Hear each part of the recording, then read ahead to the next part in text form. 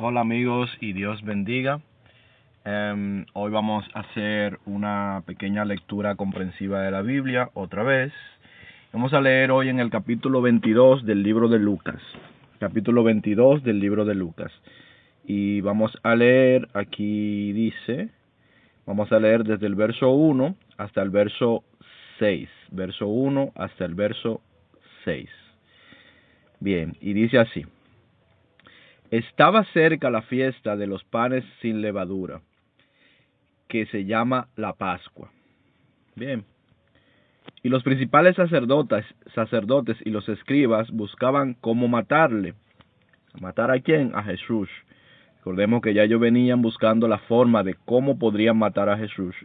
Y sabemos que tenía temor del pueblo. Y dice, porque temían al pueblo. Es decir, ellos buscaban la manera de cómo matarlo, de cómo justificar el matarle, ¿verdad? De alguna manera, sin que el pueblo se diera cuenta de cuando la prendieran, porque ellos tenían temor del pueblo, porque ellos pensaban que Jesús podía utilizar el pueblo en contra de ellos.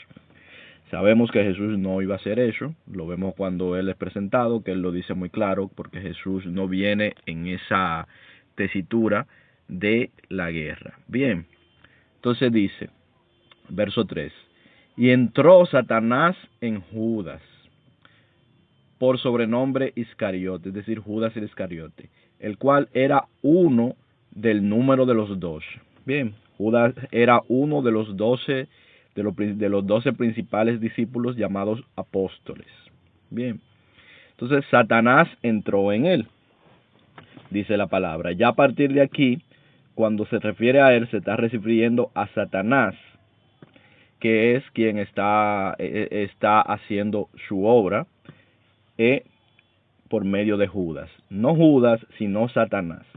Seguimos leyendo y dice, y este fue y habló con los principales sacerdotes, Judas, ¿verdad? Fue y habló con los principales sacerdotes y con los jefes de la guardia, de cómo se lo entregaría. Es decir, aquí vemos cómo Satanás en el cuerpo de Judas va y le comienza a convenir a ellos de cómo entregaría a Jesús. Esto es algo totalmente lógico porque Satanás es el que ha puesto en el corazón de los sacerdotes y los escribas el matar a Jesús, él es el que lo ha puesto y ahora les ha puesto una forma de cómo conseguir hacerlo. Satanás ha ido directamente y les ha dicho cómo van a hacer para poder matarle. Como Jesús ya había dicho, ellos estaban desde un principio obedeciendo, como decía él, a su padre, el diablo, porque quería matarle. Todo el que busca matar a alguien, todo el que busca hacerle daño a alguien, en realidad, en ese momento, aunque sea por ese momento, está haciendo la obra de Satanás. Esa es la realidad. Entonces seguimos leyendo y dice, ellos se alegraron y convinieron en darle dinero. Bien, y él se comprometió y buscaba una oportunidad para entregárselo a espaldas del pueblo, es decir, para entregar a Jesús sin que estuviese allí el pueblo. ¿Por qué? Porque había un temor del pueblo, de que el pueblo se alzara. El pueblo podía alzarse aunque no era la intención de Jesús, pero el pueblo muy bien que podría alzarse, y ellos sabían eso y ellos tenían ese temor y por eso no aprendían a Jesús. El enemigo los había estado engañando desde un principio para que quisieran matar, para que quisieran encarcelar, y lo iba a seguir haciendo también en el tiempo futuro.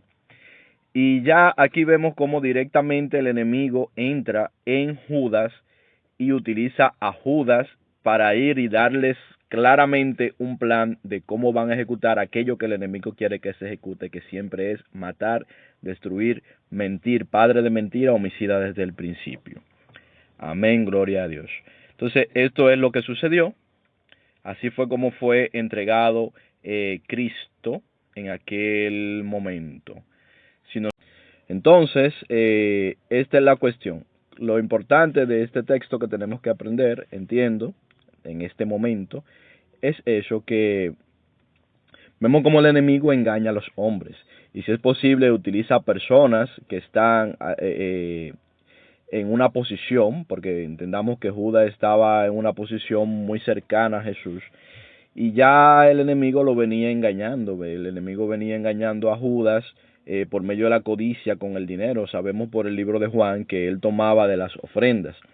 Este hombre estaba muy engañado del enemigo. No era solamente él que a veces era engañado por el enemigo, pero el enemigo lo vio a él como una oveja tal vez un poquito más débil y aprovechó esa oportunidad y entró en él para ir y darle instrucciones directas a aquellos a quienes ya estaba influenciando, que eran los principales sacerdotes, los escribas, que buscaban hacer la obra de Satanás, que era matar, destruir y mentir y engañar. Entonces, no nos dejemos nosotros engañar del enemigo. Siempre que nosotros surge el deseo de encarcelar, matar, destruir o cosas de ese tipo, es decir, de coartar la libertad de los demás, siempre que a nosotros vienen esas ideas, señores, esas ideas no vienen de Dios. Esas ideas vienen del enemigo. Bien, así que debemos de buscar la manera de desecharlas.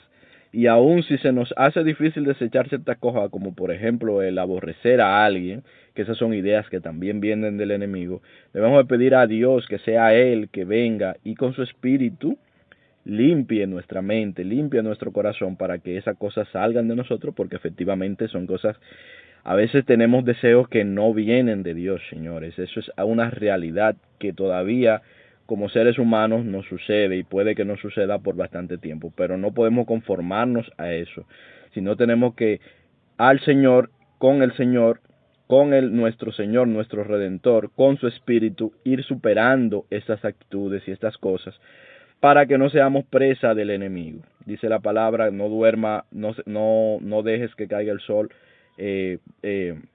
sobre tu enojo. Es decir, que tenemos que lidiar con estas cosas con la ayuda del Señor. Dios le bendiga mucho, nos vemos en un próximo video.